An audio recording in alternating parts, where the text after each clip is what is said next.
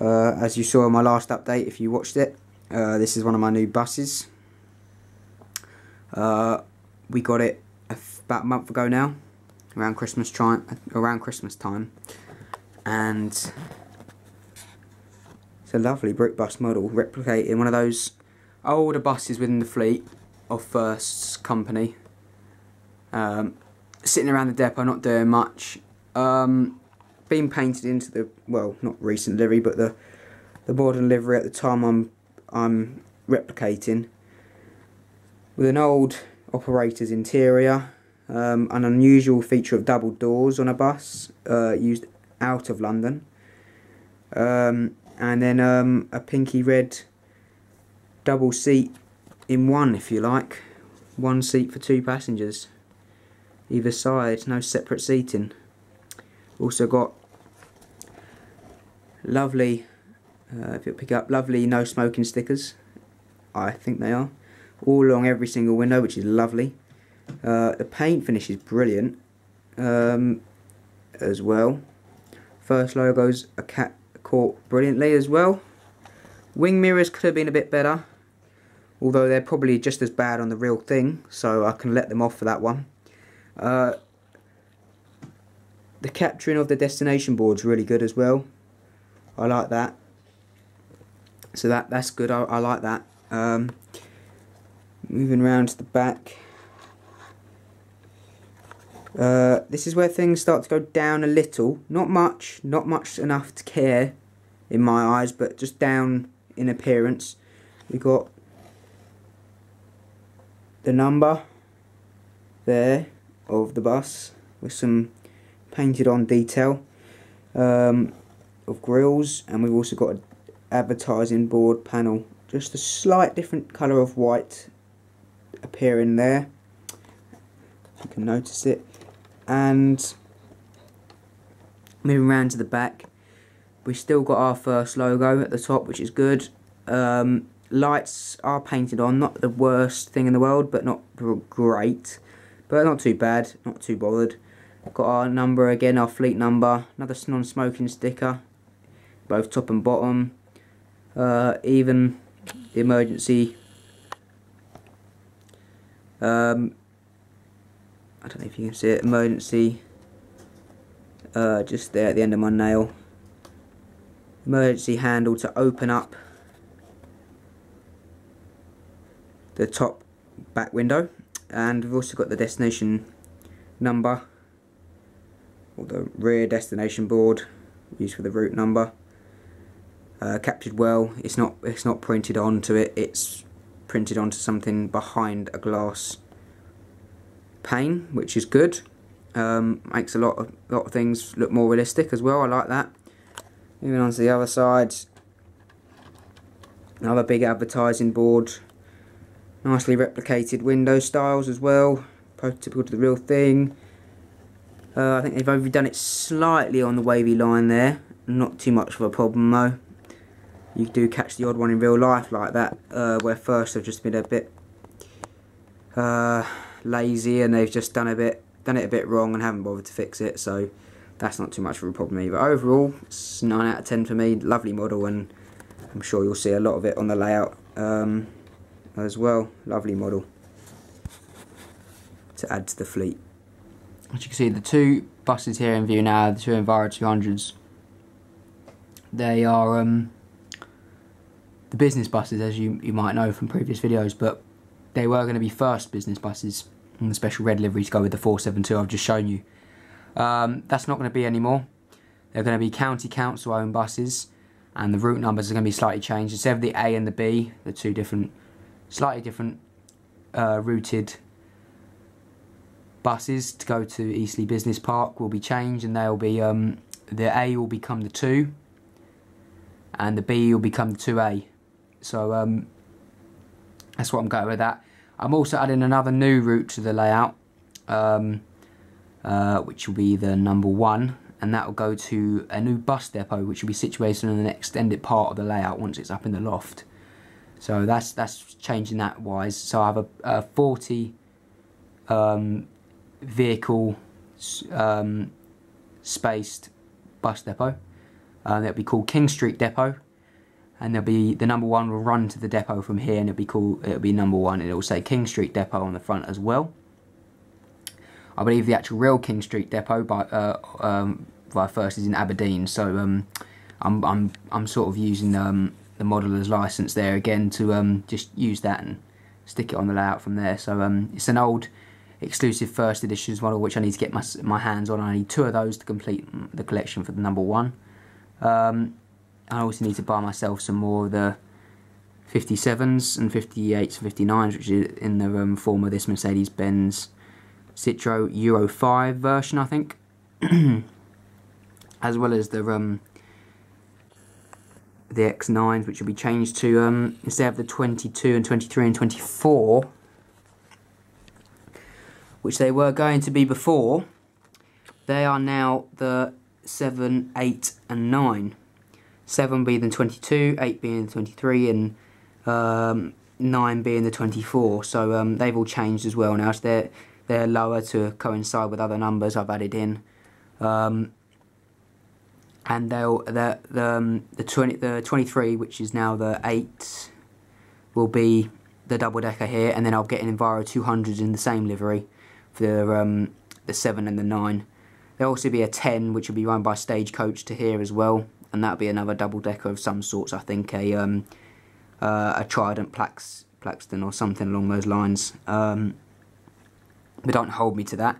There'll also be another Riva route, which I mentioned before, but that will be a 437, I think, another bus that goes to Liverpool, in the form of another Enviro 400, I think, as well. The park and rides will no longer be first either. They'll be county council as well. So that's why I've changed the interior differently to those to the first bus I did. The 472 obviously will be staying with first. That's about it for the changes. Obviously the school buses will stay the same, they'll still be first, and what was the A and the B will be the 2 and the 2A. They'll go to the county council as well, leaving me more space to add more buses into the bus depot for first, and having a bit more diversity on the layout. The 23 now, and this will be the uni bus, and it will go from what I've named Northwest University to Ammanford Heath, Liverpool Street. As you can see, I've cheated and used a bit of modeller's license again, which I used quite a lot, really. You can just pick up, that is Liverpool Street 23. It's a London bus route, First London, but as you know, First London has gone now. It's all gone, so I'm going to be using the idea that First London have moved, and next up is these 3 buses here. As you can see, these are buses that not feature on the layout or in these update videos a lot.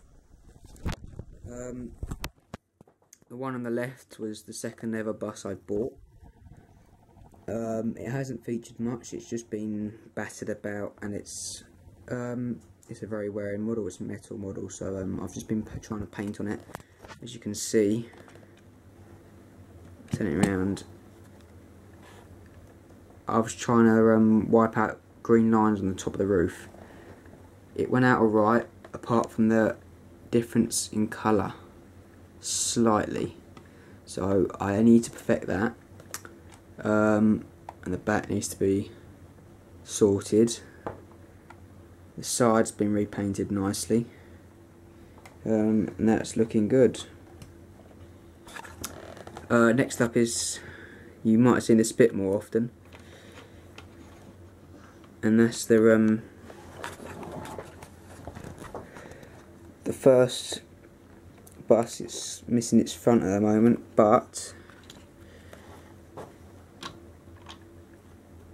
and the back, but it has been partially repainted into the whites, as you can see, and it's so the first stripes can be added.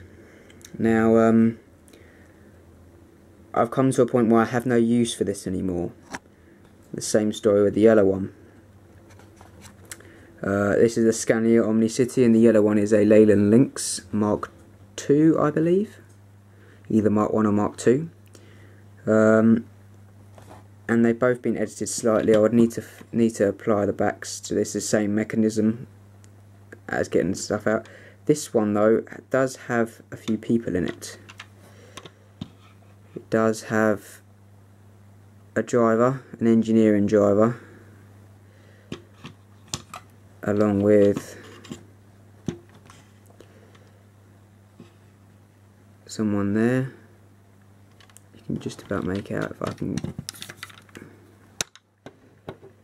There you go, it's someone there, coming out pretty clearly. Someone standing up as well in the wheelchair bay. Decided he didn't want to sit down.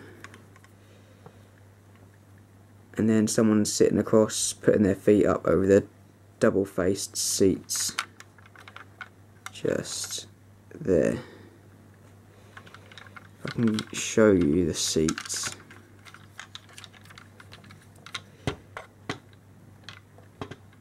The light on it, right. There you go. Sitting down there. Last up is the right eclipse. And this has been partially repainted. This has also been for testing. It's been permanent marker being used just to see how it reacted and stuff, and all part of my learning curve really about how I've started to repaint these buses. I'm no expert. I'm still much of a beginner. But as you can see, I've progressed, and this is one of my starting models. It's still got fleet numbers. It was a Reading Transport one. All the logos have been blocked out, as you can see. But